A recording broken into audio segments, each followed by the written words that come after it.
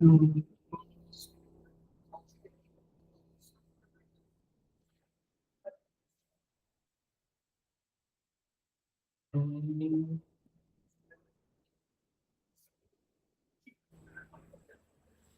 ॐ सहना भवतु सहनौ भुनक्तु सह वीर्यं करवावहै तेजस्विनावधीतमस्तु मा विद्विषावहै। ॐ शान्ति शान्ति शान्तिः। समस्त जन कल्याणे निरतं करुणामय नमामि चिन्मयं देवं सद्गुरुं ब्रह्मविद्वम्।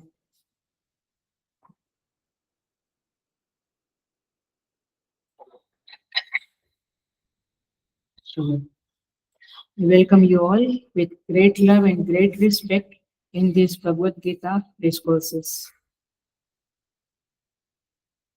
हम 9वां अध्याय आज पूरा कर रहे हैं, संपन्न कर रहे हैं.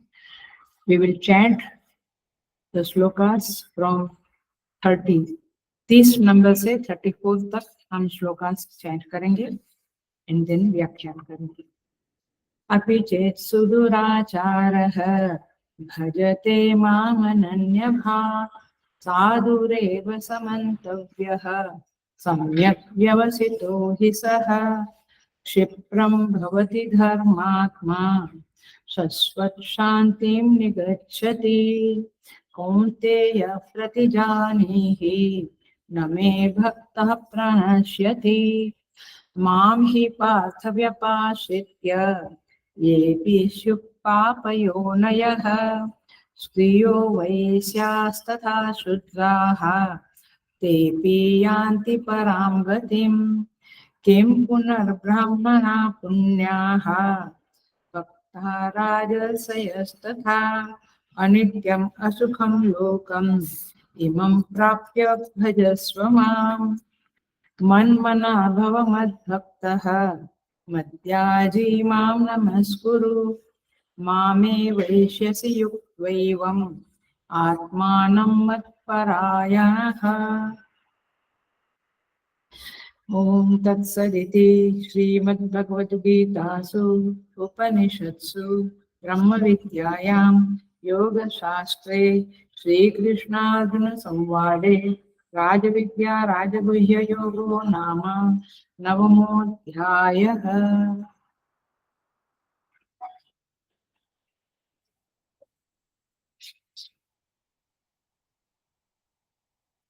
सो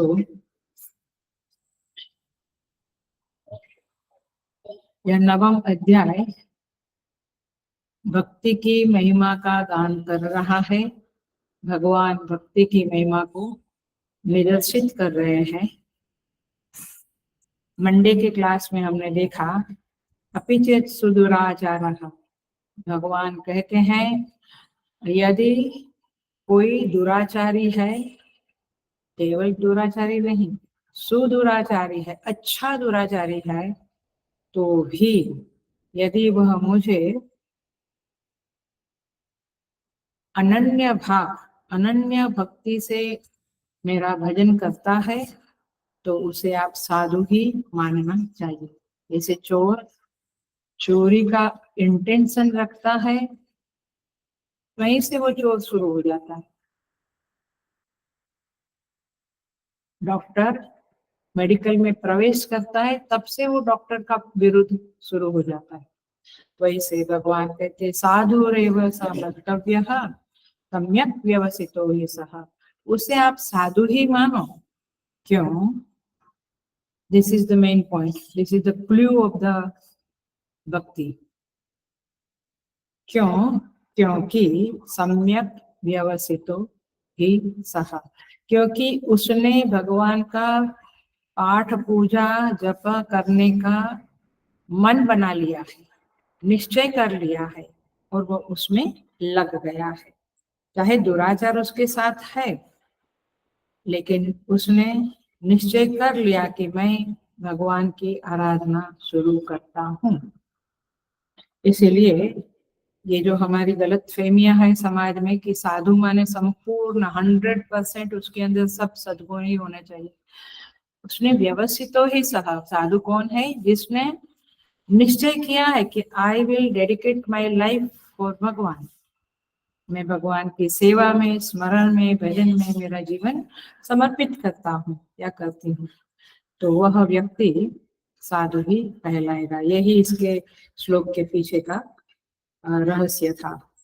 क्षिप्रम भवति धर्मात्मा, वह व्यक्ति तुरंत ही धर्मात्मा बन जाएगा, क्योंकि उसके अंदर जो ईश्वर स्मरण, ईश्वर पूजा का प्रभाव दिखने लगेगा, तो दुराचार दब जाएगा। शाश्वत शांति निगच्छते, और वह व्यक्ति शाश्वत शांति को धीरे धीरे प्राप्त करेगा। सेकंड लाइन में भगवान बड़ा अजीब सा कहते हैं, कौन्तेय प्रतिजानी ही, हे कौन्तेय, हे पार्थ, तुम प्रतिज्ञा करो, क्या न मे भक्त प्राणश्यति, कि कृष्ण के भक्त उनका नाश नहीं होगा। तो श्री कृष्ण जी आप ही कर लो ना, नहीं मैं करूंगा तो मैं तोड़ूंगा, लेकिन भक्त मेरा करेगा ये प्रतिज्ञा कि हमारे भगवान के भक्त का नाश नहीं होता है, तो मैं उसकी प्रतिज्ञा को संभाल के रखूंगा, मैंने उसकी प्रतिज्ञा को मैं टूटने नहीं दूंगा।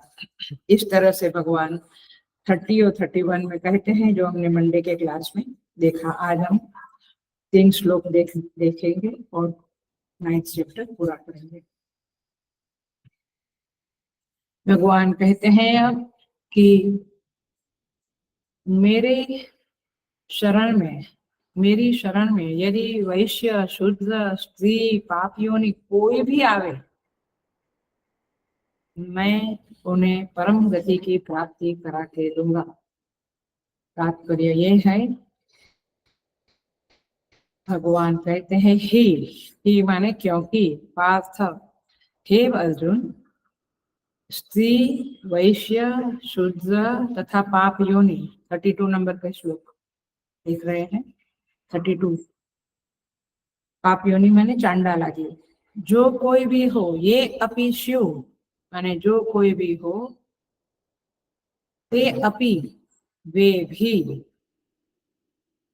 माम व्यपाश्रित्य मेरी शरण में आकर, पराम गतिम यान्ति परम गति को प्राप्त हो जाते हैं। आइए श्लोक देखते हैं। थोड़ा कंट्रोवर्शियल श्लोक है, लेकिन जैसे स्वामी जी समझाया है वैसे मैं समझाऊंगी।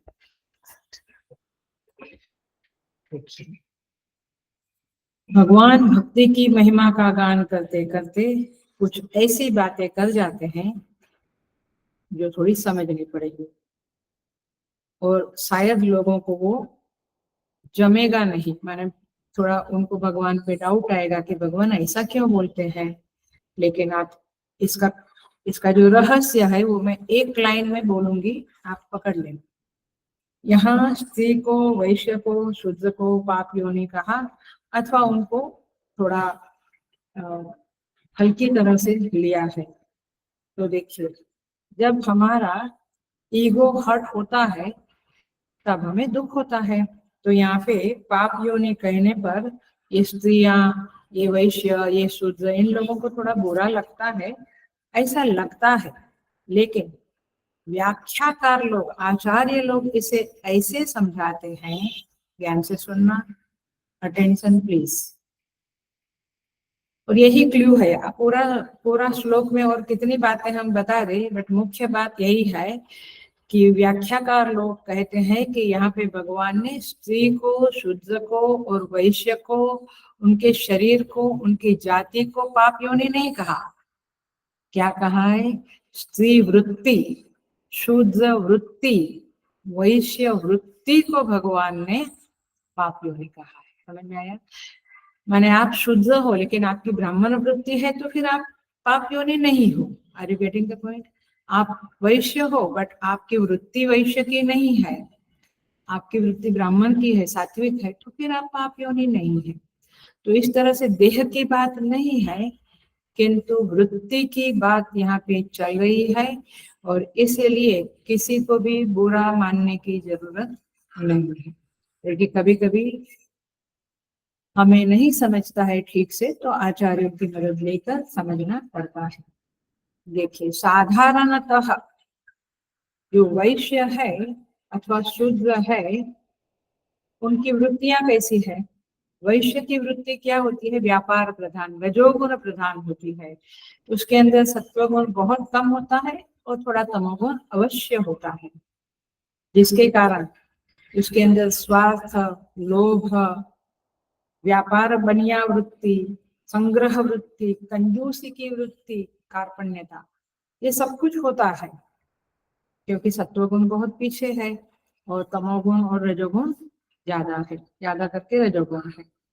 सो इसीलिए भगवान कहते कि ये तो मैंने पाप योनि ही है, क्योंकि इसी के द्वारा लोभ, स्वार्थ, संग्रह, इसके कारण ही तो पाप होते रहते हैं।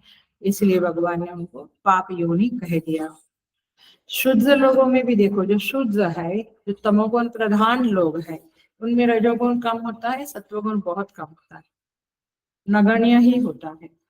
तो उनका कैसा है, उनके अंदर सबसे प्रधान जो है वह है आलस, शुद्ध, हिंसा, स्वार्थ, लोभ, ये सब कुछ उनमें भी होता है।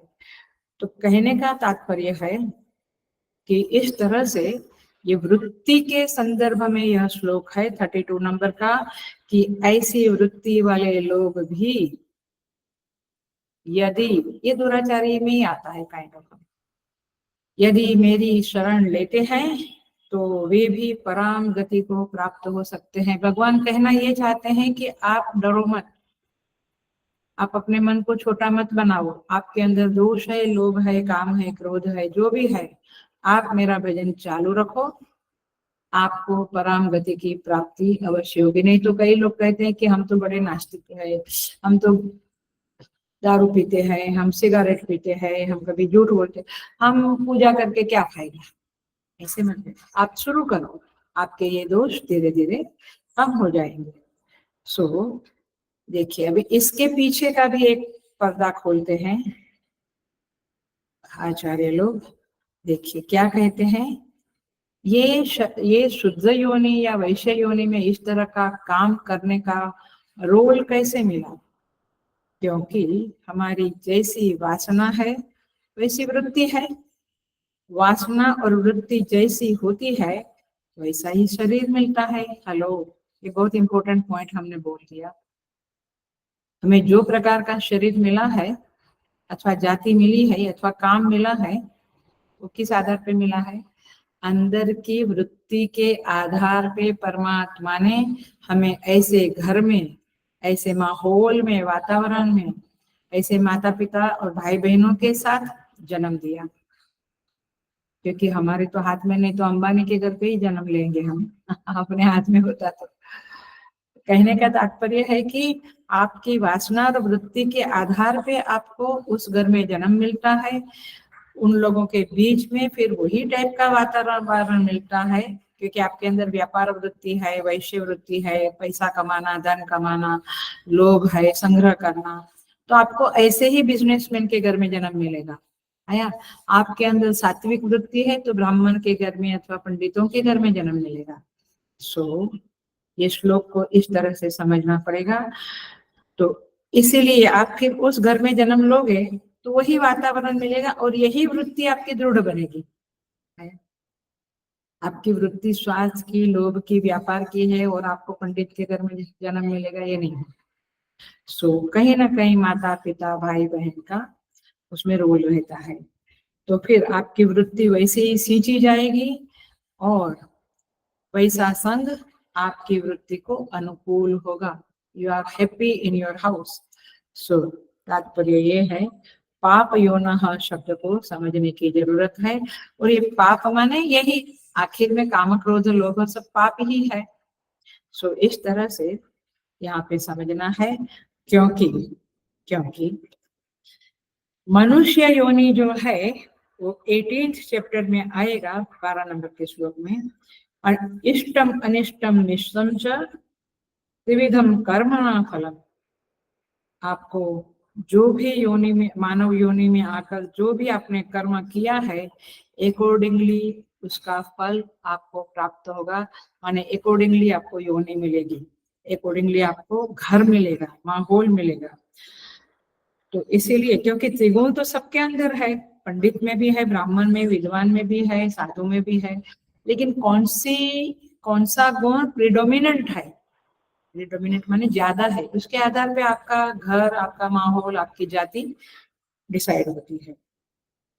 तो पूरा जो जितना बोला उसका एक कंक्लूजन करें तो इस तरह से होगा। हेलो, ध्यान से सुनिए।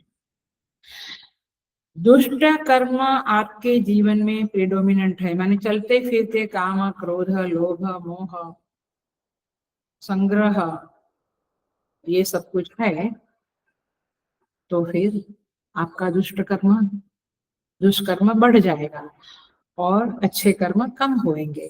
तो इसी को पाप योनि कहलाया जाएगा। ऐसे लोग पाप योनि कहलाएंगे। समझ में? पाप योनि का अर्थ, तो पाप योनि का अर्थ पशु पक्षी नहीं, पशु पक्षी तो पाप योनि है ही, और हम भी पाप योनि के साथ रह के हमारे अंदर वो संक्रमण होता ही है।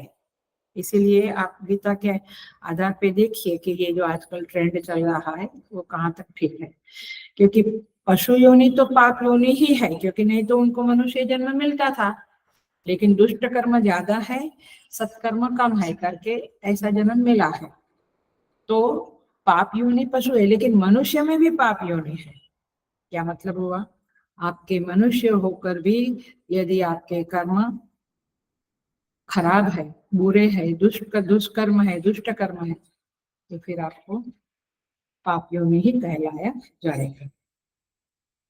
तो पाप योनि की संज्ञा क्यों दी है, ये समझ में आया? क्योंकि देखो, इसको लॉजिकली समझने की कोशिश करें। कई बार फल देखकर कारण का अनुमान होता है, माने अपने जीवन में बहुत प्रतिकूल परिस्थितियां आती है, इसका मतलब है कि कुछ पाप का फल मिल रहा है, और पाप का फल मिल रहा है इसका अर्थ हुआ कि मैंने अच्छे कर्म बहुत नहीं किए थे। तो तात्पर्य यह है कि फल के आधार पे पाप कर्मों का अनुमान होता है और दुख को भोगना पड़ता है। तो परिणाम में जो दुख मिल रहा है वो दुख का सह संबंधी है दुष्ट कर्म। जब भी मुझे दुख मिलता है, मेरे कोई दुष्कर्मों का फल प्रकट हुआ है, ऐसी ही व्याप्ति बनानी पड़ेगी, क्योंकि व्याप्ति यही है कि शुभ कर्मों का फल सुख, दुष्कर्मों का फल दुख। तो ये पाप योनि शब्द का अर्थ है जिन्होंने पिछले जन्मों में बहुत ज्यादा पाप किए हो, माने अच्छे कर्म कम किए हैं, बुरे कर्म ज्यादा किए हैं करके इस जन्म में भी उनकी वृत्तियां और वासना पाप करने की प्रवृत्ति करती है। इनको भगवान ने पाप योनि कहा। ये शुद्ध, वैश्य और स्त्री शब्द जो है वो वृत्तियों के संदर्भ में है। स्त्री को क्यों कहा? क्योंकि स्त्री के जन्म, माने स्त्री का जो जन्म है, शरीर है, वहां पे कुछ प्रतिकूलताएं ज्यादा होती है। अभी चलो आप कह दो कि कमाती है, बट पहले तो निर्भरता किसी के ऊपर रखनी पड़ती थी, किसी के अंडर में रहना पड़ता था, ये सब प्रतिकूलता है, कमा नहीं सकती थी, विद्या अर्जन करने को नहीं होता था। आज भी देश में ऐसी परिस्थिति है। सो उनके देह की रचना ऐसी होती है जिसमें चोट खाने की संभावनाएं बहुत होती है, तो हर तरह से उन्हें संरक्षण लेना पड़ता है। तो हर तरह से कुछ न कुछ ऐसे कर्म है जिसके कारण उन्हें ये सब डिपेंडेंसी आती है। सो कहने का तात्पर्य है कि वैसे तो स्त्री समाज के लिए वरदान है, क्योंकि सारे संबंधों को, घर को निभाती है और घर को एक वातावरण देती है, अच्छा वातावरण वगैरह। So the point is this कि सबको वृत्ति के आधार पे, कोई पुरुष भी है जिसकी स्त्री के टाइप की वृत्ति है, कमाना नहीं, पढ़ना नहीं कुछ, तो फिर वो स्त्री वृत्ति ही कहलाएगा। सो इस तरह से यहाँ पे ये तीनों वृत्तियों को समझाया है। तो मापदंड क्या है? जब भगवान इसे पाप योनि कहते हैं तो मापदंड यह है कि अध्यात्मक साधना के लिए, आध्यात्मिक साधना के लिए वृत्ति की अनुकूलता, शरीर की अनुकूलता, शरीर संबंधी परिस्थिति की अनुकूलता, कितनी अधिक है उसके आधार पे वो पाप योनि नहीं है, कितनी कम है उसके आधार पे वो पाप योनि है। कई लोग कहते हैं हमें टाइम ही नहीं मिलता, हमें लगता है कि हम करें कुछ, सत्संग में आवे, पाठ करें, 11 बजे से 12 बजे का सत्संग भी करें, लेकिन उस समय में बाई आती, इनको जाना होता है खाना खा के, एटसेट्रा एटसेट्रा, तो क्लास अटेंड नहीं कर सकते हैं या वॉट एवर। तो द पॉइंट इज दिस कि ये सब हमारे कहीं ना कहीं कुछ न कुछ दुष्कर्मों का प्रभाव है। और इसीलिए यदि हमें सत्संग मिलता है, इसका अर्थ क्या हुआ, कुछ सत्कर्म किए हुए, उसकी पूंजी है हमारे पास। इसीलिए भगवान कहते हैं शुचीनाम श्रीमताम गेहे योग भ्रष्टो भी जायते। जो योग भ्रष्ट है, जिसने बहुत योग पाठ पूजा सत्कर्म किए हैं, ये शुचि नाम श्रीमताम गेहे जायते, पवित्र श्रीमंत घर में जन्म लेता है। अथवा योगी नाम एवं कुले भवती धीमता, नहीं तो कोई योगी के घर में, चाहे वो दरिद्र है बट वैराग्यवान योगी के घर में वह जन्म लेता है। और एतद ही दुर्लभतरम लोके जन्म यदि, भगवान कहते हैं 6 चैप्टर में कि ऐसे योगी के घर में या शुचि नाम श्रीमताम गेहे, ये जन्म बड़े दुर्लभ है, सबको ऐसा जन्म नहीं मिलता है। तो लोके जन्म दुर्लभतरम, बड़ा दुर्लभ है। तो मिलता है मतलब कि सत्कर्म है। और यदि आपको संभावनाएं कम है आध्यात्मिक साधना के लिए कहो या सत्कर्म के सेवा के लिए, है ना, कई बार आश्रम लाइफ शुरू करके फिर लोग गृहस्थाश्रम में बिजनेस में पड़ जाते हैं। कम है तो सत्कर्म की पूंजी, पुण्य की पूंजी कम है तो ऐसा होता है। और यदि पुण्य की पूंजी है तो आपको ऐसा घर मिलता है जहाँ रोज सत्संग होता है, जहाँ पाठ पूजा होती है, जहाँ पे कुछ ग्रंथ पढ़े जाते हैं। तो इस तरह से समझना है। तो पाप योनि का अर्थ वेरी क्लियर हुआ, कुछ दुष्कर्म का फल जिनके जीवन में बहुत चल रहा है, जिसके कारण उनको सेवा में बाधा, पाठ पूजा करने में बाधा, जप तप करने में बाधाएं हैं, तो समझ लो कि थोड़ा पाप योनि वाला मामला है। अगेन इट डिपेंड्स अपॉन तारतम्य, कितना आपका पाप है कितना पुण्य है, उसके आधार पर सब कुछ चलता रहता है। परंतु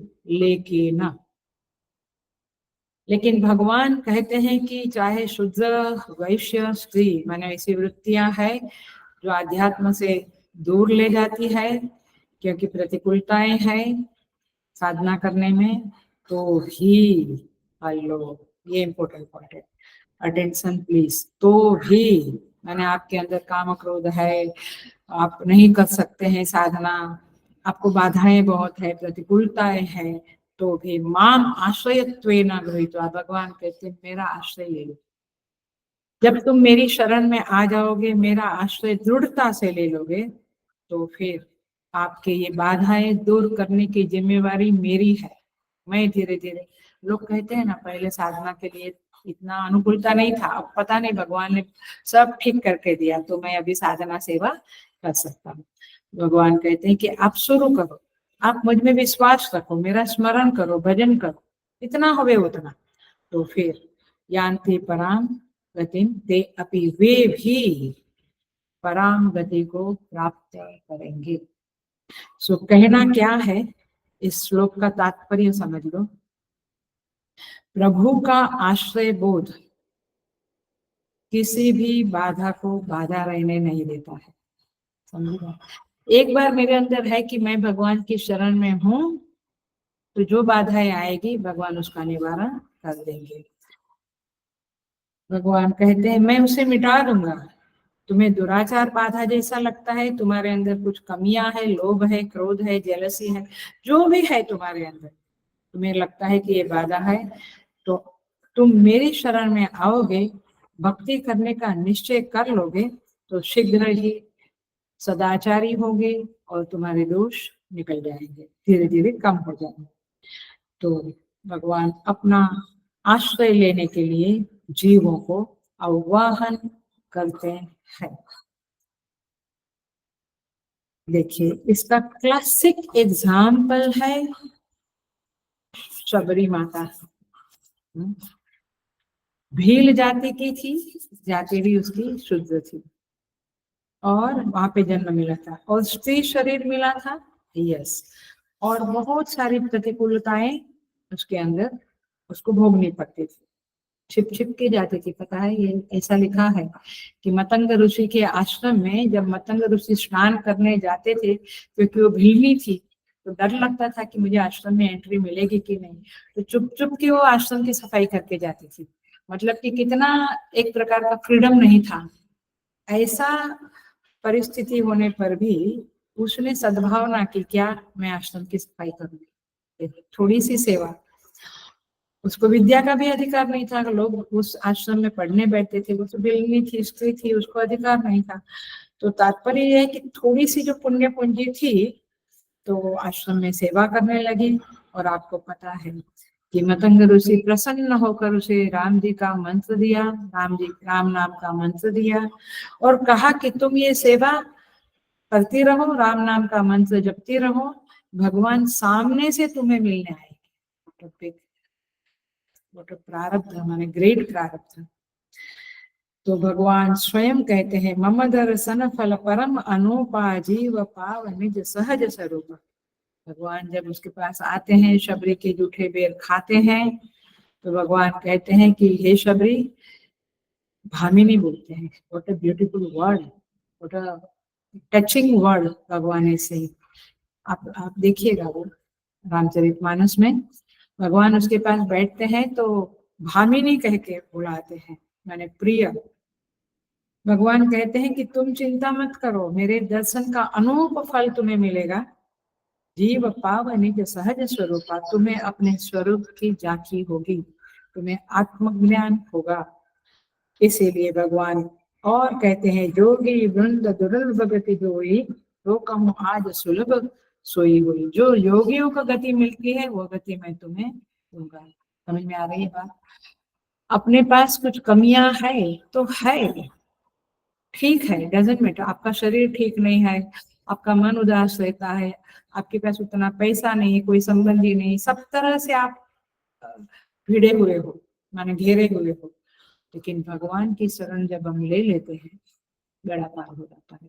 तो शबरी की स्थिति भी ऋषियों के जैसी हुई। भगवान कहते, ते भी यान्ति पराम गति, वे लोग भी पराम गति को प्राप्त होते हैं। आप देखिए, गिद्ध याद है ना, जटायु कौन सी जाति थी? पशु, फिर पाप योनि, फिर भी इसका उद्धार हुआ, भगवान ने स्वयं उसको अग्निदान किया। व्हाट अ ग्रेट प्रारब्ध। वो क्या बोलते हैं, स्क्विरल, उसको भी भगवान ने स्पर्श किया। छोटी छोटी जातियां, छोटे छोटे जीव, कितना पाप होगा तब ये पशु पक्षी की योनियों में गए हैं, लेकिन उनका भी उद्धार हुआ। और महाभारत में आओ तो संजय सूत पुत्र था, जहाँ आते हैं ना, संजय उवाच, धृतराष्ट्र का सारथी था, सूत था, लेकिन उसका उद्धार, मैंने वो भगवान का कितना प्रिय बना कि उसको दिव्य चक्षु मिला। निषाद राज विदुर जी का जन्म भी राजरानी से नहीं हुआ था। धर्मव्याध, वाल्मीकि, दैत्य प्रहलाद, राक्षस योनि विभीषण, सब लोगों की योनियां, वो सब लोगों के जो संग था, माहौल था, वो सब ऑपोजिट था, लेकिन ये लोग ग्रेट बन गए। तो शुद्धाः स्त्रियाः, गार्गी, ब्रज गोपियां, मैत्री, शबरी, सुलभा, बहुत सारे नाम आते हैं वेदों में, पुराण में। वैश्य, तुलाधार वैश्य की बात करते हैं। पाप योनि, काकभुसुंडी जी, कौवा पाप योनि है, लेकिन काकभुसुंडी जी गरुड़ के गुरु बन गए। गरुड़ जी विष्णु भगवान का जो वाहन गरुड़ है, उनके गुरु बन गए। तात्पर्य ये है, सब लोगों ने भगवान की शरण ली। मूल बात है, भगवान की शरण लो तो आपका उद्धार होगा ही होगा। श्रीमद् भागवत जी में आता है, व्याध का कौन सा आचरण अच्छा था, लेकिन उसका उद्धार हुआ। कौन सा व्याध? जो कृष्ण जी को बाण मारा एंड में। ध्रुव की आयु क्या थी? 5 साल की, तो भी उसका उद्धार हुआ। मैंने आचरण सब छोड़ो। गजेंद्र के पास कौन सी विद्या थी? गजेंद्र मोक्ष, याद आता है? और मगरमच्छ के साथ पूरी कहानी आती है। विदुर जी की कौन सी उत्तम जाति थी? यादवपति उग्रसेन का कौन सा पुरुषार्थ था? कुब्जा का क्या सुंदर रूप था? सुदामा के पास क्या धन था? माधव तो केवल भक्ति के भूखे होते हैं, उससे संतुष्ट होते हैं। और इसीलिए ऐसा नहीं कि सद्गुण नहीं होना चाहिए, हमारे पास सब कुछ होना चाहिए, बट गुणों से भगवान प्रसन्न होते हैं, ये सेकेंडरी वाक्य है। लेकिन भक्ति इज द प्रायोरिटी, प्रिडोमिनेंस भक्ति का होना चाहिए। ये इन श्लोकों में अब कंक्लूड होने को आ रहा है 9th चैप्टर, तो ये बात आप याद रखें। सो इस तरह से यहाँ पे ये श्लोक पूरा करते हैं, आगे के श्लोक में प्रवेश कर लेते हैं। भगवान कहते हैं कि केवल ये स्त्री शूद्र वैश्य की बात नहीं है। 33 नंबर का श्लोक देखिए। किम पुनर्ब्राह्मणाः पुण्याः भक्ताः राजर्षयस्तथा। 33 नंबर का श्लोक। भगवान कहते हैं इनकी बात तो ठीक है, माने यदि ये लोग भी प्रयत्न करने से, भक्ति करने से पराम गति को प्राप्त करते हैं तो किम, तो फिर ब्राह्मणों की तो बात क्या है, उनको तो अवश्य पराम गति मिलेगी। ब्राह्मणः पुण्यः, लेकिन पुण्यवान ब्राह्मण, भक्ताः भक्त लोग, राजर्षयस् तथा राज ऋषि, अनित्यम। और यहाँ पे वाक्य पूरा होता है। तो फिर इन लोगों को क्या कहते हैं? इसमें तो कहना ही क्या है कि पुण्यशील ब्राह्मण, राजर्षि, भक्तजन मेरी शरण को प्राप्त होकर परम गति को प्राप्त होते हैं। अब ये 33 नंबर के श्लोक की सेकंड लाइन जबरदस्त है। भगवान कहते हैं अनित्यम असुखम लोकम इमं प्राप्य भजस्व मां। कहीं पर भगवान, आप पूरी गीता को पढ़ना, इसलिए मैं हमेशा सोचती हूँ कि आश्रम में बहुत सारी एक्टिविटीज होती है, बट यदि हमें समय मिले तो हम ग्रुप में बैठकर, उसको स्टडी ग्रुप बोलते थे पूज्य गुरुदेव, ये चिन्मय मिशन का स्पेशलिटी है। अभी बहुत कम हो गया है, अभी लेक्चर ही ज्यादा होते हैं, seminar, workshop, GCC, Gita chanting competition, Balvihar, उसमें ही हम लोग का समय जाता है। लेकिन स्टडी क्लास एक बहुत जबरदस्त था गुरुदेव का विजन, कि वहां पे ऐसे गोल में बैठते हैं, पढ़ते हैं और डिस्कस करते हैं। तो आप गीता में देखिएगा, पूरी गीता में डिस्कस करते हुए देखिएगा कि कहाँ भगवान ने ऐसा करना चाहिए ये कहा है, और कहाँ भगवान ने ऐसा करो ये कहा है। जब हमारे संबंध बहुत घनिष्ठ नहीं होते हैं तो हम लोग शिष्य को क्या कहते हैं, भक्तों को, आपको ऐसा करना चाहिए, 2 बार पाठ करना चाहिए, सुबह शाम आराधना करनी चाहिए। और कोई एकदम अपना हो जाता है तो यू हैव टू डू 25 माला डेली बोलते हैं ना, मैं खुद बोलता हूँ। तात्पर्य ये है कि भगवान यहाँ पे अपनापन बताते हुए हम साधकों को, भक्तों को कहते हैं अनित्यम असुखम इमं लोकम प्राप्य मां भजस्व। ये अनित्य और असुखी माने दुखी जगत को या शरीर को प्राप्त करके तुम क्या करना है? मैं दुनिया को सुधारना है सुधारना नहीं है, क्या करना है? भजस्व माम, तुम मेरा भजन करो, बस। दैट्स व्हाट भगवान इज वांटिंग, मेरा भजन करो। सो भगवान कहते हैं इसलिए तू सुख रहित और संक्षण भंगुर इस मनुष्य शरीर को अथवा लोक, पृथ्वी लोक को प्राप्त होकर निरंतर मेरा भजन कर। ऐसा भगवान का आदेश है। और आदेश का मतलब है कि भगवान हमें अपना मानते हैं तब आदेश देते हैं। कोई ऐसे ही गुरु भी ऐसे ही कोई प्रोजेक्ट या किसी के सर पे थोपता नहीं है। उनको पता है कि ये व्यक्ति करने में समर्थ है और ये मेरे आदेश का पालन करेगी, तब जाके कोई प्रोजेक्ट का इंचार्ज बनाते हैं, गुरुदेव का हो या हम लोग भी यहाँ पे। सो आइए हम श्लोक देखते हैं। थोड़ा जल्दी जा रही हूँ क्योंकि एंड वाला 34 नंबर का श्लोक करके आज पूरा करना है, क्योंकि संडे को सिद्धबाड़ी यात्रा निकल गए हैं। फिर एक श्लोक के लिए एनीवे पूरा चैप्टर तो हमने अच्छी तरह से धीरे धीरे किया है। सो भगवान कहते हैं कि हे साधक, तुम भक्ति देवी को अपने हृदय में सिंहासन दो, उनका आवाहन करो, उन्हें बुलाओ, उन्हें विराजमान करो, उनको धारण करो, मेरी भक्ति का आश्रय लो और भजस्व माम। ये आदेश क्यों दिया भगवान ने, क्या लगता है आपको? ये आदेश इसलिए दिया कि भगवान के पास कोई विकल्प नहीं है।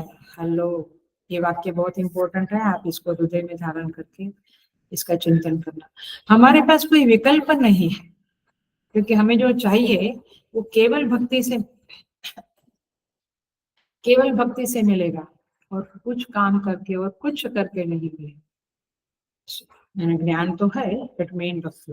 तो गीता जी के अनुसार जीवन में इसके सिवा और कुछ करने योग्य नहीं है। ओ माय गॉड, हमें तो बाल विहार कैंप करने हैं, अभी नवंबर में गीता चैंटिंग कंपटीशन करना है, हमें तो सिद्धबाड़ी यात्रा ले जाना, हमें तो बहुत सारे काम है। ठीक है, जरा सुन लो। चलो ये हमारी बात करिए, आप लोगों का बच्चों को, नातू को स्कूल में छोड़ना है, ये बच्चों को पालना पोसना है, शादी करनी है, पढ़ाई में फॉरेन भेजना है, वहाँ का visa, this that, oh my God. ठीक है, अनित्यम असुखम लोकम इमम प्राप्य भजस्व माम। भगवान कहते हैं कि जो भी है, आपको ये मनुष्य शरीर मिला है तो उसका कारण यह है कि भगवान कहते हैं कि तुम्हें भजन करना चाहिए। क्या कहते हैं? आहार निद्रा भय मैथुनम च। आहार निद्रा भय मैथुनम तो पशुभिः समानम मनुष्य पशुभिः। मनुष्य में और पशु में ये आहार निद्रा भय मैथुन समान है, लेकिन मनुष्य को एक एक्स्ट्रा चीज दी है, वो है बुद्धि। और बुद्धि क्या करती है? भजन करा के मनुष्य का जीवन को सार्थक करती है। तो आइए हम देखते हैं अनित्यम। ये कहने की जरूरत ही नहीं है, क्योंकि हमें मालूम पड़ता, एवरी नाउ एंड देन हम देखते हैं कि सब कुछ अनित्य है। मेरा शरीर ही अनित्य है, धीरे धीरे डिके होता है। अनित्य माने परिवर्तनशील, क्षणभंगुर, न रहने वाला शरीर ही हमारा। अच्छा, संबंधों को देखो, पहले तो बहुत अच्छा था मेरा भाइयों के साथ, अभी पता नहीं, वो प्रॉपर्टी का मामला आया तभी बिगड़ गया। यस, संबंधों का ये हाल है, शरीर का ये हाल है, मन का पहले बहुत प्रसन्न रहता था मैं, आजकल पता नहीं उदासी, क्षणभंगुर हुआ। माने परिवर्तन आ जाता है हर चीज में, कोई भी चीज हम पकड़ के नहीं रख सकते हैं, सारी चीजें सरकती रहती है, इसलिए इसको संसार कहते हैं। सम्यक सरती थी संसार, अच्छी तरह से सरकती जाती है चीजें। प्रेम भी पहले बहुत था, अभी ठीक है, संबंध निभा रहे हैं। तो क्या कहते हैं आदि शंकराचार्य जी भज गोविंदम में, छोटा सा ग्रंथ है लेकिन जबरदस्त ग्रंथ है। भज गोविंदम भज गोविंदम गोविंदम भज मूढ़मते। भगवान शंकराचार्य जी कहते हैं नलिनी दलगत जलमति तरलम तद्वज्जीवितम अतिशय चपलम विद्धि व्याधि अभिमान ग्रस्तम लोकम शोकहतम च समस्तम। ये नलिनी दलगत जलमति तरलम, जैसे कमल की पकड़ी के ऊपर एक जल का बिंदु आता है, वो कैसे पटाख से सरक जाता है, ऐसे जीवितम अतिशय चपलम। ओ, हम तो 100 साल यूं बीत जाएगा। हमें अभी भी लगता है कि कैसे इतने साल बीत गए, 40 50 60 साल बीत गए, पता ही नहीं चला। विद्धि व्याधि अभिमानम ग्रस्तम, ये सारा जगत, सारे लोग, सारे पशु पक्षी सब व्याधि से और ईगो से ग्रस्त है। What a big big announcement. चाहे आप कहेंगे मेरा शरीर तो कभी, मैं तो कभी दवाई नहीं खाया, तो तेरा मन कभी व्याधि से ग्रस्त हुआ, तेरी बुद्धि कभी व्याधि से ग्रस्त हो गई गलत फहमियों से। तो विद्धि, विद्धि माने जानो, हे मनुष्य जानो, तुम जानो कि ये समस्त लोग अभिमान और व्याधि से ग्रस्त है, और लोकम शोक हतम च समस्तम, ये शोक, ये दुख से बार बार हत होते हैं माने चोट लगती है, दुख की, अपमान की, कष्ट की, हर्ट की चोट ही रहती है। सो इस तरह से अनित्यम असुखम लोकम, भगवान कहते ये लोक अनित्य है, इसकी अवेयरनेस करो, let it be highlighted, let it remain highlighted in your mind, तब जाके आपको संबंधों में कुछ दरारें आती है या कहीं कुछ भी कमियां आती है जीवन में, आप कहेंगे ठीक है, ये तो it is the fact of the life, ये तो संसार का स्वरूप है। और अभी अग्नि का स्वरूप गर्म है तो आप कहेंगे अग्नि ठंडी क्यों नहीं है, आई डोंट लाइक इट, हमारी क्या औकात है।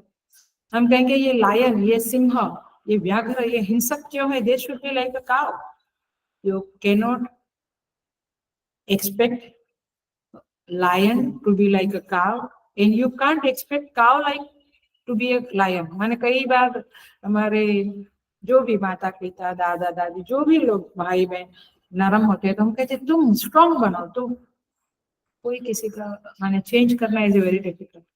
तो तात्पर्य ये है, ये जगत जैसा है वैसा है।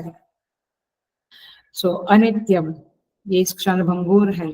असुखम, ये यहाँ पे सुख नहीं है, अरे हम तो बड़े सुखी है, अच्छा कायम सुखी हो, थोड़ा थोड़ा, घर नहीं है, गाड़ी नहीं है, फार्म हाउस नहीं है, बंगलो नहीं है, संबंध अच्छे नहीं है, सब कुछ प्राप्त किया, सुख मिला, टेम्पररी मिला, परमानेंट नहीं मिला। जैसा मैं चाहता था वैसा सुख बिल्कुल नहीं मिला, माने चीजों से, संबंधों से, व्यक्तियों से जैसा सुख हम चाहते हैं वैसा नहीं मिलता है। हर एक व्यक्ति हमें पसंद है, काफी लोग हमें पसंद है, बट फिर भी हमें लगता है कि इनको, इनके अंदर ये क्वालिटी होती तो अच्छा है ना। सो तात्पर्य ये है, सुखाय कर्माणि करोति लोकः, स्मृति कहती है सारे लोग सुख के लिए कर्म करते हैं, लेकिन दुख पाने के लिए कोई कर्म नहीं करता है, लेकिन कर्म करने के बाद बहुत कुछ मिलता भी है, लेकिन आपको अब उसकी कीमत खास लगती नहीं है, आप और कुछ सुख पाने के लिए कोशिशें करते हैं। भगवान शंकराचार्य जी भी भज गोविंदम में कहते हैं और श्री कृष्ण भगवान 5th चैप्टर में कहते हैं अनित्यम असुखम लोक, 9th चैप्टर में कहते हैं अनित्यम असुखम लोकम इमं प्राप्य भजस्व मां। देखिए असुखम शब्द का अर्थ है, पतंजलि योग सूत्र देख लेना, मैं डिटेल नहीं समझाऊंगी बट आप देख लेना, वहां पे कहते हैं परिणाम ताप संस्कार दुख ही गुणवृत्ति विरोधाच सर्वम दुखमेव विवेकिन, सब कुछ दुखमय है। विविध ताप तो हम सबको पता है, हम 3 बार शांति क्यों बोलते हैं, सहनावतु सहनौ भुनक्तु सह वीर्यं करवावहै तेजस्विनावधीतमस्तु मा विद्विषावहै ओम शांति शांति शांति। 3 बार क्यों, क्योंकि 3 प्रकार के ताप से पीड़ित है, आध्यात्मिक ताप, आधिदैविक ताप और आधिभौतिक ताप, ये ताप चालू है हमारे जीवन में। इसीलिए असुखम भगवान कहते हैं, देखिए जरा सा एक वाक्य बोलती हूँ, सुख के 5 मूल है, there are 5 sources of the सुख, ये बड़े बड़े आचार्यों ने डिक्लेयर किया है। क्या है सुख के 5 सोर्स? पहला है धन मूलम सुखम, लोगों की ये मान्यता है कि धन मिला तो मैं सुखी, धन मूलम सुखम माने सुख के मूल में हम धन को देखते हैं। दूसरा है आरोग्य मूलम सुखम, आरोग्य है तो मैं सुखी, सुख का सोर्स क्या बना, आरोग्य। मधुर भाव मूलम सुखम, स्त्री पुरुष मधुर भाव में मुझे सुख है। राज सत्ता मूलम सुखम माने पावर पोजीशन, सत्ता मूलम राज सत्ता मूलम सुखम, वो है तो मैं सुखी। और 5वां है बुद्धि मूलम सुखम, लोग कहते हैं कि मुझे बुद्धि होगी, विद्वान होगा, मुझे ज्ञान होगा तो मैं सुखी। तो 5 प्रकार के सोर्सेस है, जैसे बोलूं धन मूलम सुखम, आरोग्य मूलम सुखम, मधुर भाव मूलम सुखम, राजसत्ता मूलम सुखम और बुद्धि मूलम सुखम। इस तरह से 5 प्रकार से लेकिन क्या वहां पे हर समय हमें सुख मिलता है? कई बार हमारी बुद्धि कहती है अरे मैं तो ऐसा सोचा था, गलत हो गया। इसलिए भर्तृहरि महाराज का फेमस श्लोक है, भोगे रोगमयम कुले च्युतिभयम वित्ते नृपालाद वयम। काफी बढ़िया बढ़िया श्लोक है कि सब जगह पे डर है, कहीं पर भी सुख नहीं है। भगवान कहते हैं कि ऐसा जब ये संसार है, क्या कहते हैं, जन्म मृत्यु जरा व्याधि दुख दोषानुदर्शनम। कौन सा चैप्टर? 13 चैप्टर में आता है, जन्म मृत्यु जरा व्याधि दुख दोषानुदर्शनम। हे साधक, ये जन्म मृत्यु जरा, जरा माने बुढ़ापा, व्याधि, इनमें तुम दुख का दर्शन करो, ये सब दुखजनक है। जन्म मृत्यु ये तो हमें पता ही। और जरा, जरा माने बुढ़ापा, अंगम गलितम कलितम मुंडम दसन विहीनम जातम तुंडम वृद्धो याति गृहीत्वा दंडम तदपि न मुंचति आशा पिंडम भज गोविंदम भज गोविंदम गोविंदम भज गोविंदम। भगवान कहते हैं गोविंद की आराधना करो, ये शरीर में जब बुढ़ापा आएगा तब तुम्हें पता चलेगा कि ये संसार कितना सुखमय है। तो अनित्यम असुखम लोकम इमं प्राप्य भजस्व माम। भगवान कहते हैं मेरा भजन करो। मैं बहुत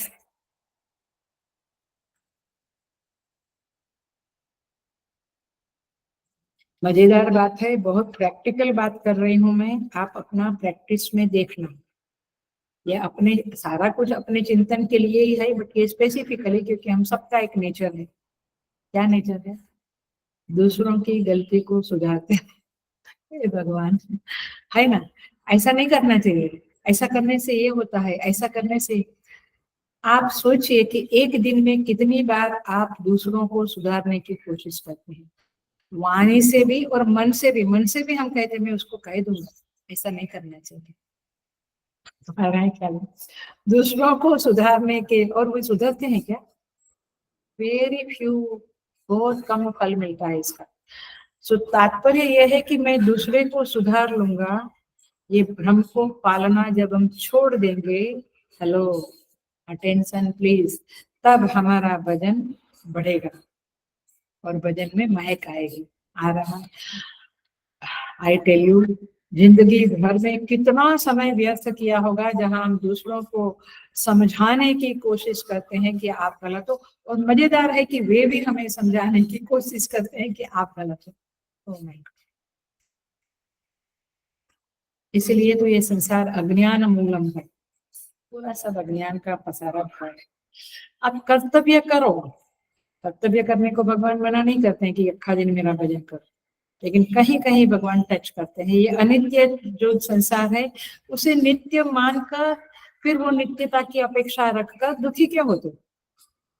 जो चीजें चली जाती है, जो संबंधों में दरारें आती एटसेट्रा, आप उसको नित्य मानकर फिर वो नित्य होवे ऐसी आशा रख के जिंदगी बर्बाद करते हैं। बेटर है कि आप उतना समय भजन करो। दैट्स व्हाट भगवान का कहना है।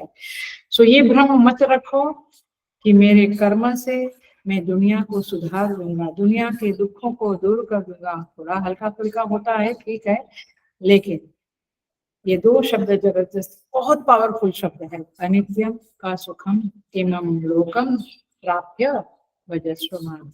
तो जगत में कोई विशेष परिवर्तन हमारे द्वारा हो जाता है, ऐसी दुराशा हमें नहीं करनी चाहिए।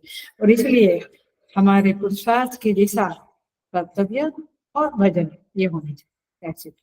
सो अपने को सुधारने के पीछे समय देना चाहिए। इसलिए इसीलिए इसलिए कबीर कहते हैं, प्यारी पंक्तियां है भजन की, कबीरा सब जग निर्धना धनवंता नहीं कोई। ये मेरी फेवरेट पंक्ति है। कबीरा सब जग निर्धना, समझ में आया? धनवंता नहीं कोई, ये सारा जग निर्धना है, दरिद्री है, धनवंता नहीं कोई। धनवंता एक हरि ही होय और हरि भक्त होय। धनवंता कौन है? भगवान श्रीमंत है और हरि भक्त श्रीमंत। व्हाट ए ब्यूटीफुल पंक्ति है।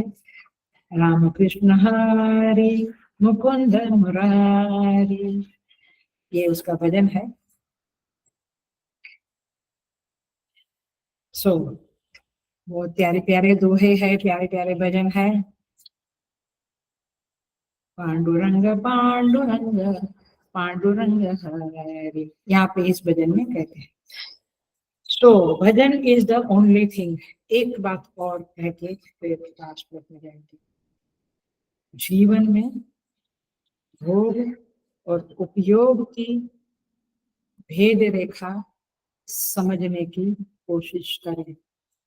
कितना भोग चाहिए और कितनी उपयोगिता है उस पदार्थों की, ये जानना चाहिए।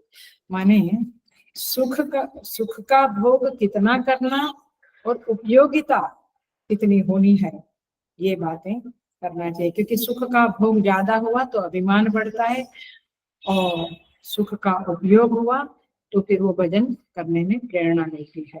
सो इस तरह से ये लग्जरी एंड आवश्यकता, इसके बीच की भेद रेखा जब हम समझेंगे तो हमें भजन के लिए समय अवश्य मिल जाएगा, और यही भगवान का आग्रह है, आदेश। आइए लास्ट श्लोक ऑफ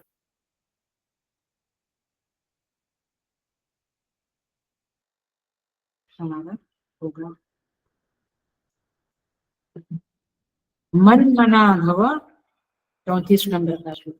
मद भक्तः मद याजी माम नमस्कुरु, माम एव एष्यसि युक्त्वा एवं आत्मानं मत्परायणाः। संधि विच्छेद कर रही हूँ पदच्छेद की बुक से। भगवान कहते हैं मन मना भव, मुझ में मन वाला भव बनो। मद भक्तः, मेरा भक्त बनो। मदयाजी, मेरा पूजन करने वाला बनो, मेरी पूजा करो। माम नमस्कुरु, मुझे प्रणाम करो। एवं आत्मानं युक्त्वा, इस प्रकार आत्मा को, मन को मुझ में जुड़कर, नियुक्त करके, मत परायण, मेरे परायण होकर, माम एवं एष्यसि, तो मुझे ही प्राप्त करेगा। इस तरह से भगवान यहाँ पे कहते हैं। देखें,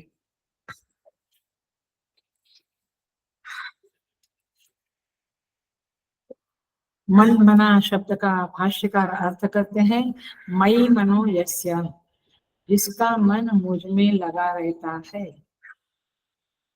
क्या प्रैक्टिकल साधना आ गई? मेरा मन दिन भर किसके साथ जुड़ा रहता है? मीटिंगों में, खाना बनाने में, बच्चों में, पति में बेसिकली रागास्पद में और द्वेषास्पद में ही मन घूमता रहता है।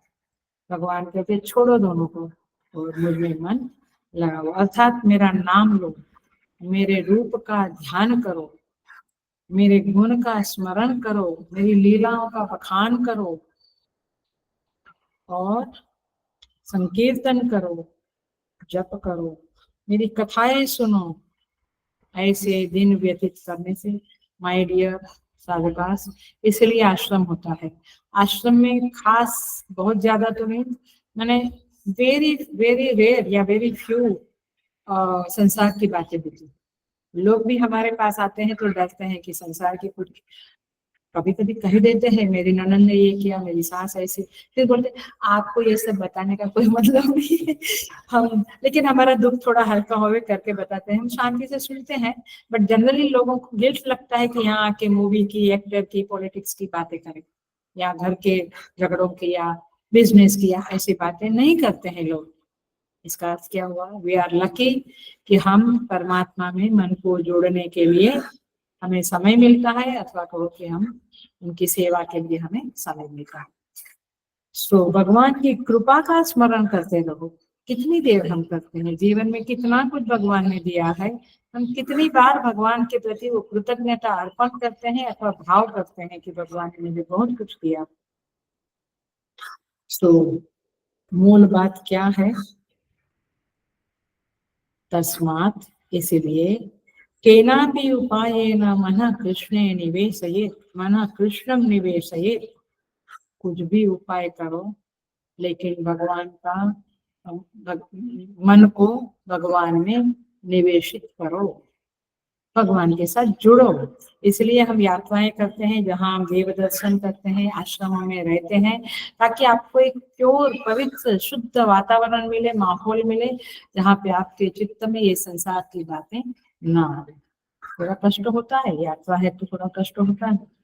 आपकी जो रूटीन लाइफ है उसमें उस तरह से आप नहीं जी सकते हैं, थोड़ा परिश्रम भी होता है, लेकिन आपका मन बहुत शुद्ध हो जाता है 10 दिन में, 5 दिन में यात्रा में। सो मन मना भव, भगवान आगे कहते हैं मद भक्त भव। देखो अब चैप्टर में भक्ति भक्ति भक्ति आई। ये जो श्लोक है ये पूरे चैप्टर को समेट देने वाला श्लोक है, माने होल चैप्टर में जो बातें आई उसको एक उपसंहार रूप में ये 34 नंबर का श्लोक है। ये बहुत डिटेल में नहीं जाएंगे, थोड़ा जल्दी ही पूरा करते हैं।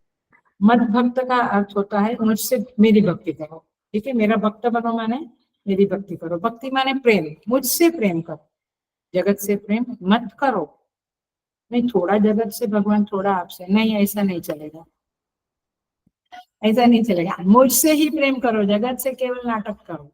जगत को इस तरह से प्रेम करो कि मेरे प्रभु के ये सब जीव है, ये पेड़ पौधे, समुद्र, पहाड़, ये सब मेरे प्रभु की रचना है, उस तरह से प्रेम करो, बट नॉट डायरेक्टली। जैसे बार बार भक्ति का ये जो सूत्र है, भक्ति का जो रहस्य है वो यही है कि मनियत सब ही राम के नाते।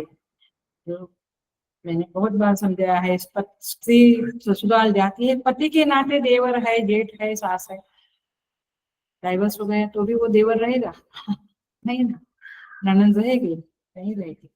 सो मनियत सब ही राम के नाते, पति के नाते वो सबको प्रेम करती है, इंडिविजुअली नहीं करती है। खाना बनाती है सबके लिए पति के रिश्ते के कारण, ऐसे परमात्मा के रिश्ते के कारण जगत को बहुत प्रेम करो, nothing wrong in that, but not directly. So भगवान कहते हैं मुझे प्रेम करो, मेरे प्रति तुम्हारी भावनाओं का प्रवाह बहने दो। अब यहाँ पे थोड़ा सा आपको पूरा आज के क्लास में थोड़ा सा आपको समझने वाली बात 2 मिनट के लिए आई है, वो ये है कि भावना का, प्रेम का प्रवाह प्रभु के प्रति कैसे बहेगा। प्रेम का प्रवाह किसके साथ, किसके प्रति बहता है, जहां हमने संबंध बनाया है। अरे बेटे, जिसके साथ संबंध जुड़ा है, दोस्ती का संबंध, माँ बाप के साथ संबंध, पति पुत्र, ये संबंधों के कारण भावनाएं बहती है। भावना का जो मूल है वो संबंध है। तो आप भगवान के साथ संबंध बनाए बिना, सत्यम ज्ञानम अनंतम ब्रह्म, सत्य माने त्रिकाले तिष्ठति, अनंत माने सर्वव्यापी विविध अपरिचिन्न, ये चिंतन करते रहोगे तो प्रेम भगवान से होगा। केवल चिंतन से भावना नहीं बनेगी, भगवान से संबंध बनेगा तब भावना बनेगी। सो तात्पर्य ये है कि भावना बनाने का एक ही तरीका है, संबंध। संबंध के बिना भावना का प्रवाह नहीं बनेगा। भावना है तो चिंतन होगा, क्योंकि जिसके प्रति प्यार है उसके बारे में हम बहुत सोचते हैं। भावना है तो चिंतन होना स्वाभाविक है, लेकिन चिंतन हो रहा है तो नॉट नेसेसरी की भावना भी है। कई लोग सुखा सुखा चिंतन करते हैं। आप सोचिए, जिसके बारे में हम सोचते हैं उसके प्रति कोई प्यार ही नहीं है तो फिर क्या उसका मतलब होता है। और हम बहुत बार कहते हैं छोड़ो ना, मुझे ये सब बातें नहीं करनी है। क्यों? क्योंकि मेरे को कोई उसके प्रति प्यार नहीं है। कोई कहते शेयर मार्केट के बारे में, चलो बैठो अम्मा जी आपको हम समझाते हैं, हमको कोई इंटरेस्ट नहीं है, प्यार नहीं है। अरे बेटी, गाड़ियों के बारे में, मर्सिडीज होती है वे और क्या BMW होते, हमको कोई मतलब ही नहीं है। तो प्यार नहीं तो उसके बारे में आप चिंतन नहीं करेंगे, चिंतन सुनना भी नहीं चाहेंगे। तो कहने का तात्पर्य है चिंतन होता है तो नॉट नेसेसरी भावना है, बट भावना होती है तो चिंतन होता ही है। तो संबंध बनाओ, भावना का प्रवाह प्रभु के प्रति करो और चिंतन भी करो तो बड़ा मजा आएगा, है। तो मद भक्त भव का रहस्य पता चला, बिल्कुल ख्याल में आई बात। Relationship is a must. गुरु के साथ भी बनाओ, मेरे पिता है, मेरी माता है, मेरे सदगुरु है, एक रिलेशनशिप इज अ मस्ट। और जगत के साथ पूज्य गुरुदेव कहते थे रिलेशनलेस रिलेशनशिप, ऐसे संबंध नहीं बट ऐसे संबंध। सो मन मना भव मद्भक्तः मद याजी, मेरा यजन करो। यजन करो माने पूजन करो। नहीं नहीं, ये फूल वगैरह चढ़ाना ये सब हम नहीं करते, हम मेडिटेशन करते हैं। करो, ऐसे नहीं होगा। जब आप रोज फूल चढ़ाएंगे, दिया बत्ती करेंगे, अगरबत्ती करेंगे, जल चढ़ाएंगे शिव जी को वगैरह वगैरह, नैवेद्य रखेंगे, धूप करेंगे, तो फिर वो चित्त में आएगा, तो आपका संबंध बनेगा। आप किसी के लिए कपड़ा लाते हैं, या कोई कहते हैं कि अभी मेरा तबीयत अच्छा नहीं, तो बिल्डिंग वाली किसी अम्मा ने मेरे लिए सब्जी लाया, क्यों? क्योंकि भावना है। तो भावना बढ़ती है ऐसे एक दूसरे को मदद करने से। तो भगवान के प्रति ये समर्पित करेंगे, पूजा करेंगे, तो भगवान के प्रति भक्ति बढ़ेगी। तो यान्ति मद्याजी माम नमस्कुरु, मद याजी, मेरा यजन करो। 26वें श्लोक में भगवान ने क्या कहा था? यान्ति मद्याजिनो की माम पत्रम पुष्पम फलम तोयम यो मे भक्त्या प्रयच्छति तदहम भक्तिपरतम अश्नामि भरतर्षभ। बस पत्रम पुष्पम माने फल, फूल, पानी, नैवेद्य, सब कुछ भगवान को अर्पण करो। ये है यत् करोसि यदश्नासि, अथवा यत् करोसि यदश्नासि, जो कुछ करो, दान करो, तप करो, काम करो, भोग करो, उनको याद करो। तो ये सब करेंगे तो आप भगवान का यजन हो जाएगा। भगवान कहते हैं माम नमस्कुरु, मुझे नमस्कार करो, तब जाकर माम एव ऐष्यसि। नमस्कार का क्या अर्थ होता है? प्रणाम करना। और क्या अर्थ होता है? हाथ जोड़ना नहीं। नमस्कार की क्रिया, हेलो, ध्यान से सुन लेना। नमस्कार की क्रिया झुकने से आरंभ होती है, थोड़ा सा झुकते हैं हाथ छोड़कर, और व्यक्तित्व को विसर्जित करने पर समाप्त। इसे बोलो, नमस्कार की क्रिया हाथ जोड़कर झुकने से आरंभ होती है और व्यक्तित्व को विसर्जित करने पर समाप्त होती है। यानी अपनी पर्सनालिटी को पूरा विसर्जित कर दो। विसर्जित करना माने सरेंडर कर दो। अभी तो केवल हाथ जोड़कर नमस्कार करते हैं या पैर छूकर नमस्कार करते हैं। अंतिम क्या आया? मेरा ईगो ही भगवान मेरे गुरु के चरणों में डाल दिया मैंने, मेरा कुछ है ही नहीं। क्या कहती है मीरा? मैंने चाकर राखो जी, जो पहनावे सो ही पहनो। जो कहे कहो तो भगवा, माने कहो तो पुष्य ने सारी रंगाऊ, कहो तो भगवा वेश, कहो तो मोतियन माला पहनो, कहो तो छिड़काऊं केश। आप जो बोलो मैं करूं, ये है व्यक्तित्व का विसर्जन।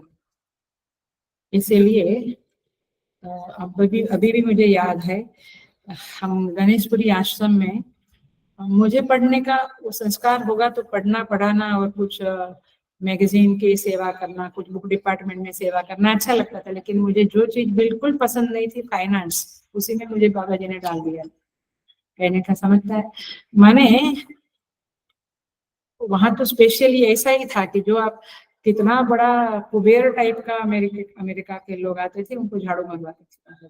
मतलब कि आपका ईगो को कहीं जिंदा रहने की जगह ही नहीं देते थे, आपकी चॉइस ही नहीं होती थी। अपने व्यक्तित्व को विसर्जित करना माने अपनी इच्छा को विसर्जित करना। नहीं, मैं ये सेवा नहीं करूंगी, मैं ये करूंगी, मैं तो कुछ बोलती नहीं, क्योंकि हम तो बाबा जी जैसे महात्मा नहीं है, रियलाइज भी नहीं है। लेकिन वहां पे अभी समझता है सारी महापुरुषों की बातें, धीरे धीरे गीता पढ़ने से बहुत कुछ समझ में आती है। पूज्य गुरुदेव का जो चरित्र था, जिस तरह से उन्होंने मिशन को खड़ा किया वगैरह, समझता है धीरे धीरे। झुकने का मतलब है आप अपनी लाइक डिसलाइक और सोच को छोड़ दो, गुरु की सोच को अपना लो, उनके आदेश आज्ञा को मान लो, अपना आग्रह को छोड़ देना, यही अपने व्यक्तित्व का विसर्जन है। और ये हेलो, मैं सच कहती हूँ, ये गुरुकुल के सिवा घर में नहीं होता है इतना। गुरुकुल में जाएंगे तो मालूम पड़ेगा कि कितना कुछ सेक्रीफाइस करना पड़ता है। तो जैसे गंगा जी का समुद्र के प्रति नमस्कार है, क्या करती है गंगा जी? दौड़ दौड़ के जाती है, उसमें विसर्जित हो जाती है। ऐसे जीव अपने अहम को सदगुरु के चरणों में अथवा परमात्मा के चरणों में विसर्जित कर देता है, तब वास्तविक नमस्कार होता है। नमस्कार का कितना प्यारा अर्थ है। भगवान कहते हैं, एवं युक्त्वा आत्मानं माम एव एष्यसि। इस प्रकार जब तुम अंतःकरण को मेरे साथ जुड़ोगे, तब तुम मुझे प्राप्त कर लोगे। देखिए, मन मना भव, मद भक्त भव, मद याजी, माम नमस्कुरु। ये 4 प्रकार के अभ्यास पूरे 9th चैप्टर का क्रक्स है, एसेंस है, और इसे हम अपने जीवन में अप्लाई करें तो भगवान ने बहुत महत्वपूर्ण बात करी है साधक को आश्वासन देने के लिए। तुम चिंता मत करो, कोई दोष है तो भी कोई टेंशन मत करो, ऑफ कोर्स उसे निकालने की कोशिश करो, बट निकालूंगा तो मैं ही, ये भगवान का पक्का है। तो प्रभु से हम जुड़ सकते हैं। देखिए, कन्या ही देखते रहेंगे मेरे अंदर ये दोष है, मेरे अंदर ये दोष है, अथवा दूसरों में ये दोष है, तो जीवन बिका जाएगा। तो प्रभु से हम जुड़ सकते हैं।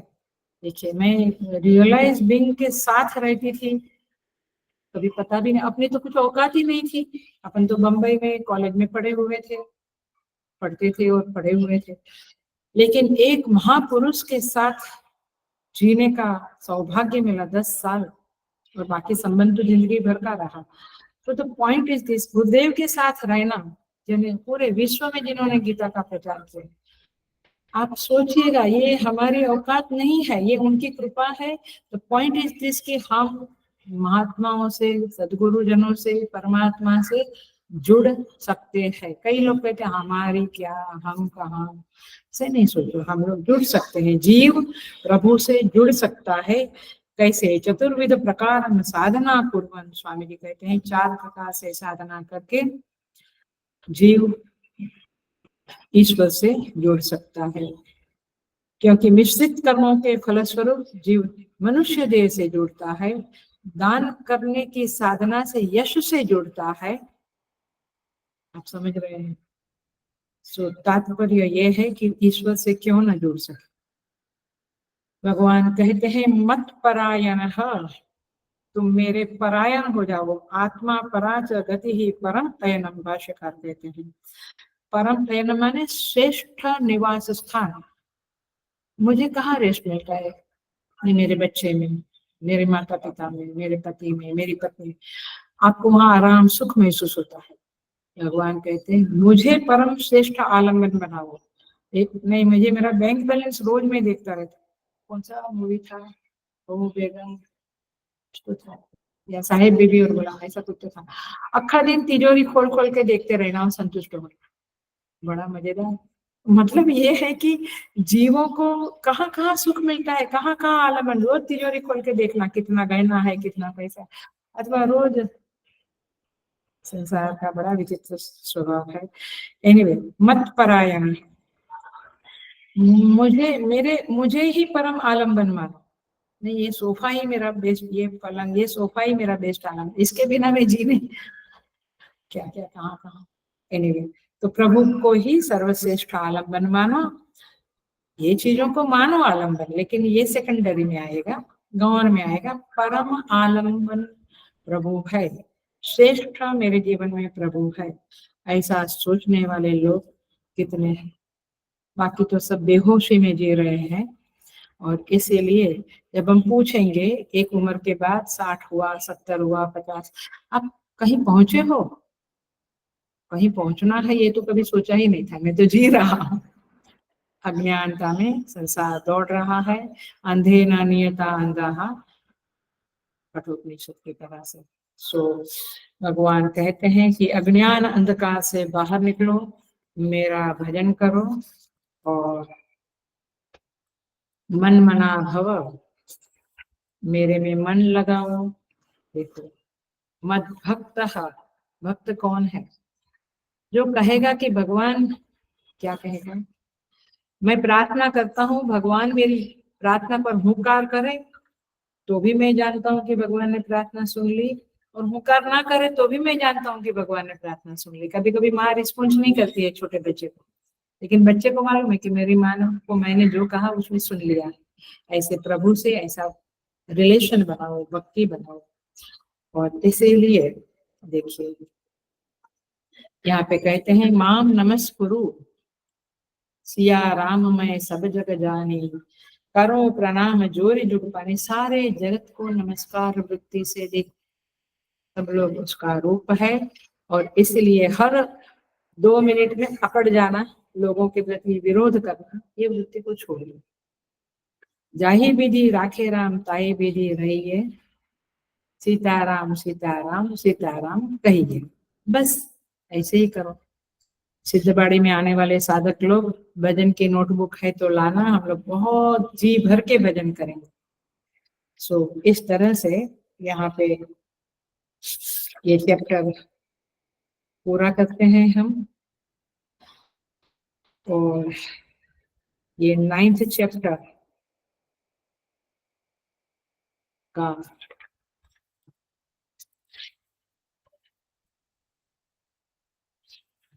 पुष्पिका वाक्य पढ़ के समापन करते हैं। ओम तत्सदिति श्रीमद्भगवद्गीतासु उपनिषत्सु ब्रह्म विद्यायां योग शास्त्रे श्रीकृष्णार्जुन संवादे राजविद्या राजगुह्य योगो नाम नवमो अध्यायः।